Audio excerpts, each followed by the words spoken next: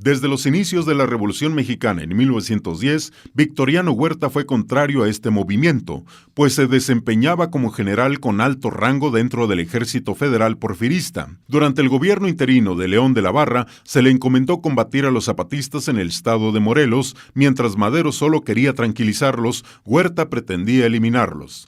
Al asumir Victoriano Huerta el cargo de presidente interino, planteó regresar al orden y la paz porfiriana, atrayendo a Pascual Orozco en el norte y a Emiliano Zapata en el sur, reiterando su oposición a Madero. Orozco acepta unirse a la contrarrevolución huertista, pero Zapata se lanza a la lucha, proclamando de nuevo el Plan de Ayala. A Huerta le interesaba la paz social en el país para desarrollar la economía y para ello invitó a los diferentes sectores de la población a sumarse a su proyecto. Coahuila fue el primer estado en manifestarse contra Huerta a través de su gobernador Venustiano Carranza, quien lo acusaba de usurpador. Huerta presenta estrategias de pacificación. Solo consigue aumentar la deuda externa con España, Inglaterra y Francia, principalmente. Además, en el país aumentaron los impuestos al oro, alcohol y petróleo, entre otros.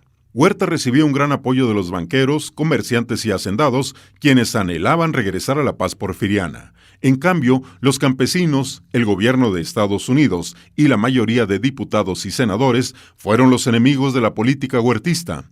La inconformidad de los diputados y los senadores contra el usurpador se vio reflejada en la discusión exagerada o aplazamiento de las iniciativas de ley propuestas por Huerta. El senador Belisario Domínguez denunció las atrocidades de Huerta, la ineptitud de su gobierno, la represión ejercida para mantener la paz, la falta de control de su gabinete y lo culpó también de provocar conflictos internacionales de tal magnitud que podían llevar a una intervención en México. Belisario Domínguez, con estos argumentos, solicitó la renuncia de Huerta a la presidencia, pues afirmaba que con su llegada a la presidencia, la revolución estaba ahora en todos los estados del país y muchas naciones. Quienes habían tenido buenas relaciones con México, ahora desconocían su gobierno por ilegal. La moneda estaba depreciada, México no tenía crédito, la prensa estaba amenazada o vendida, el campo abandonado y el hambre y miseria reinaban entre la mayoría de la población. Por todas estas acusaciones, Belisario Domínguez fue asesinado. Este hecho y la constante oposición del poder legislativo decidieron a Huerta a disolver las cámaras, argumentando extralimitación en sus poderes y funciones. Con la disolución de estas cámaras, los poderes se concentraron en Victoriano Huerta, convirtiéndose ante todo el mundo en un dictador. En esta situación informó a la nación que no convocaría elecciones presidenciales mientras hubiera caos y desorden dentro del país. El gobierno de Estados Unidos no reconoció a Huerta como presidente de la nación. Incluso se habló de un posible boicot aplicado a México en materia de comercio. La prensa publicó sobre la ayuda de Estados Unidos hacia los revolucionarios carrancistas, siendo palpable una posible intervención para lograr la paz social, para realizar unas elecciones libres y limpias. Ante esto, Victoriano Huerta apeló al patriotismo para defender la soberanía y la nación. Huerta recibió adhesiones internacionales y de los sectores conservadores de la sociedad mexicana. Estados Unidos no reconoció al gobierno de Huerta con la intención de debilitarlo y así intervenir en México, pero en oposición sí tuvo relación con zapatistas, villistas y carrancistas, a tal grado que Carranza tuvo un representante permanente en esa nación.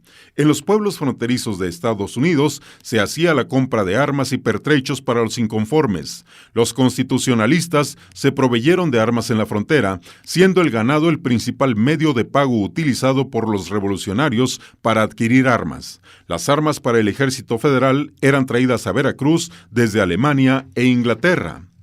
Dada la relación de Huerta con el gobierno inglés, Estados Unidos tomó medidas para afectarlo directamente y demostró, con hechos, su disposición a intervenir militarmente en México. Prueba de ello fue el 21 de abril de 1914, argumentando un incidente de unos marineros estadounidenses en Tampico, la infantería de marina ocupó el puerto de Veracruz luego de una débil resistencia de su guarnición. Con esta invasión, Estados Unidos evitó que Huerta recibiera armamento de Inglaterra y Alemania. Victoriano Huerta convocó al pueblo a luchar contra la invasión e invitó a los revolucionarios a dejar las pugnas internas y unirse en un frente común contra el invasor. Los revolucionarios, teniendo clara su victoria, no aceptaron, pues las tropas estadounidenses no tenían planeado ir más adentro del puerto de Veracruz. En la revolución contra Huerta, Venustiano Carranza asumió la representación de México y exigió al gobierno de Estados Unidos el retiro de las tropas de Veracruz, reiterando la soberanía de la nación por encima de las luchas internas del país. Villa y Zapata apoyaron a Carranza y en noviembre de 1914 el ejército de Estados Unidos desaloja Veracruz.